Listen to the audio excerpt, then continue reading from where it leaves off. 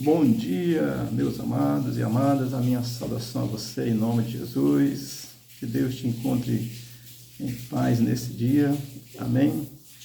Hoje é 30 de maio de 2024, quinta-feira, estamos aqui meditando na carta do apóstolo Paulo aos Efésios. O nosso texto hoje é o capítulo 5, versículo 17, amém? Vamos aqui à palavra de Deus que nos diz assim, Efésios 5, 17. Por esta razão, não vos torneis insensatos, mas procurai compreender qual a vontade do Senhor. O contexto do capítulo 5 é uma exortação que Paulo faz aos crentes, aos santos, aos convertidos, para que se comportem como santos. Amém? Mas vamos aqui ao texto, uma breve explicação para nós aprendermos um pouco mais como ser crente aqui na terra. Amém? O texto começa dizendo, por esta razão. Qual é a razão? O que Paulo está se referindo?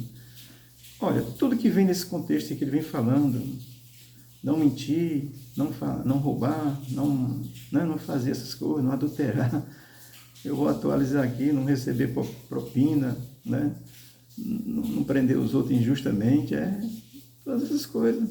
Então, não fazer as coisas que são injustas, que são erradas. Então, por esta razão, ou seja, por essas coisas, ou seja, porque vocês são santos, convertidos, crente convertido é santo, por essa razão que vocês são santos, não façam essas coisas, tá certo? Assim, não busca o que é perverso, o que é malicioso, o que é maldoso, o que é imoral, né? Então, isso é vida de crente, isso é vida de santo, tá certo? Dá um testemunho correto, amém? Isso é ser santo, mano. Olha, tem pessoas que não se converteram ainda, que são pessoas boas, que têm uma vida correta, que o testemunho é bom, mas é necessário se converter, tá certo?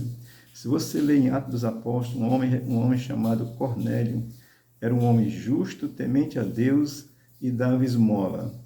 Mas ele precisou se converter, porque não é pelo que você faz, é pelo que você crê. E você faz, e está certo fazer, mas assim, por esta razão. A razão é essa. Paulo ele vai ensinar isso, que por não mentir, você é crente, você não pode mais viver aí de qualquer jeito, não. Amém? E o texto vai dizer assim, não vos torneis insensatos. Ou seja, só os insensatos fazem essa loucura, né? Eu vi ontem ali um cidadão, Jesus, tem misericórdia, num carro, embriagado, dirigindo, fazendo bobagem no trânsito. Insensato, eu já fui insensato que você nem imagina. Então, assim, não vos torneis insensato, ou seja, quem tem Cristo torna a lucidez, começa a entender, a ver as coisas direito, enxergar direito, compreender direito. E Paulo está recomendando, não vos torneis, ou seja, não volte mais à insensatez, não. Mantenha o equilíbrio, vocês são crentes, é isso que Paulo está dizendo. Então, Paulo faz essa advertência com relação à nossa prática, e a prática do pecado mesmo, tá certo? O que é pecado? É aquilo que é errado. A nossa lei civil diz aí que tem coisas que são erradas. Se a nossa lei humana diz que é errado, então para Deus também é, tá certo? Mas as pessoas que desobedecem a Deus também desobedecem à lei humana, até aplica ela de maneira errada, tá certo? Porque é insensato. Paulo vai advertir exatamente isso, de que o crente ele tem essa prática de vida e evita o pecado, tá certo? Quando eu digo evita, é porque eu sei que é possível. Então evita, você não se torne insensato, não volte à insensatez, evite o pecado. Amém? E ele vai dizer, eu quero dizer uma coisa assim a você, tá certo? Assim, olha, o diabo, ele existe e ele tenta as pessoas. Agora tem uma coisa que eu quero dizer para você que é crente já, tá certo? Não bote a culpa no diabo não, né? A culpa é sua. Você já conhece a fé, já conhece Cristo, já sabe que o diabo existe, já sabe que ele é tentador e tudo que ele faz é mal, ele é mentiroso, tá certo? Então não bote culpa no diabo não. Adão e Eva botaram culpa no diabo. A culpa era deles. Jesus tinha orientado certinho, não coma, tá certo? Então ele é tentador, ele é mentiroso, ele vai tentar. Ele tentou Jesus no deserto, você lembra? Leia lá Mateus 3. Ele tentou, então ele é tentador. Agora, você que é cristão, você tem que se desviar dele. Isso é o que a palavra nos ensina. Não torne a insensatez, não dê ouvido às coisas erradas. Irmão, o diabo não é vestido de vermelho, não. Estou de vermelho, mas aqui ó, a bandeira atrás e o coração verde, amarelo, azul e branco. Tá certo? Então, não é essa aparência, não. Ele vem com sorrateirice, né? Então, e aí às vezes o crente fica botando a culpa no diabo. Adão e Eva disse, ó, foi a serpente. E Adão disse, foi a mulher. Então, é a mesma coisa. Não assumo eu, tá certo? Portanto, amado, não vos torneis a insensatez. Isso é o que o texto está nos ensinando. Apocalipse capítulo 20, eu vou ler para você. Porque o diabo só vai deixar de tentar o ser humano quando Jesus estabeleceu o seu reino na terra plenamente, e aí vai entrar a eternidade, está lá em Apocalipse, certo? No capítulo 20 diz assim, capítulo 20, versículo 10 de Apocalipse. O diabo, o sedutor deles, para dentro do lago de fogo e enxofre pelos séculos dos séculos, eternamente, tá certo? Então, o contexto lá está dizendo que Satanás, o diabo, foi lançado no lago de fogo e isso é para sempre, tá certo? Então ele só vai deixar de tentar aí, até lá ele vai tentar, tá certo? Todo dia, toda hora, das mais variadas formas possíveis. Então o crente aí não vai botar a culpa no diabo não, se posicione como crente, não torne a insensatez, tá certo? E o texto termina dizendo assim, mas procurai compreender qual a vontade do Senhor. Ora, Paulo, ele entende qual é a vontade do Senhor. A vontade do Senhor é que as pessoas se salvem, que creem em Cristo, sejam salvas. Essa é a vontade de Deus. Olha, Deus mandou Jesus, veio do céu, do seu estado de glória, habitou na terra como homem pecaminoso, e não pecou porque é plenamente santo, tá certo? E ele veio por essa razão. Então, mas procurar compreender qual é a vontade do Senhor. E Paulo entende que essa vontade é que as pessoas se salvem. Ele escreveu lá em 1 Timóteo, capítulo 2, versículo 4, essa afirmação, o qual deseja que todos os homens sejam salvos e cheguem ao pleno conhecimento da verdade. A verdade é Cristo, mano. Olha, entenda, tem muitas verdades. Estou aqui de aliança, eu sou casado sem uma verdade, tá certo? Mas aqui está falando com relação à salvação, à vida eterna, a verdade é Cristo.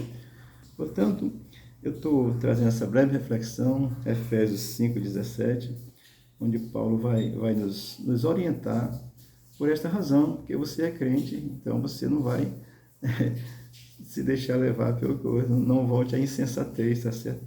Não vai se deixar levar pelo erro, pelo pecado. Agora, além de não se deixar levar por isso, você precisa compreender qual é a vontade de Deus. E a vontade de Deus é que as pessoas se salvem. Desde o princípio, Deus criou o ser humano para viver eternamente com ele. O homem foi que fez a escolha. Livre-arbítrio, você faz a escolha hoje. Você pode fazer a escolha hoje de estar com Jesus plenamente ou não. Você tem livre-arbítrio. Hoje é um feriado católico, tá certo? Eu estou aposentado, graças a Deus. Se estivesse trabalhando, achava era bom. Mas você precisa crer em Jesus. Amém? Porque isso é a verdade do Evangelho que nos liberta. Nós precisamos saber que essa é a vontade do Senhor. Tem pessoas que pregam aí, vai curar, vai enricar, vai não sei o quê. Jesus cura, Jesus dá riqueza, Jesus dá tudo isso. Mas a principal, a primordial, a essencial é a salvação. Porque se você morrer sem Cristo, você não vai para o inferno, você já está. Isso é a Bíblia que diz, João capítulo 3, versículo 17 e 18. Tá certo? Eu estou trazendo aqui uma palavra de salvação, palavra de vida eterna, verdadeira, bíblica, de acordo com a Bíblia, tá certo? Deixa eu dizer aqui uma coisa para os crentes, tá certo? O genuíno crente, ele pratica as boas obras, e isso para dar como testemunho, tá certo? Não para ser salvo, mas porque ele é salvo, tá certo? Nós fazemos o bem, procuramos fazer o bem, procuramos ajudar, amar as pessoas, respeitar, porque somos salvos, não é para si, nós somos. Essa diferença, amado, é tremenda.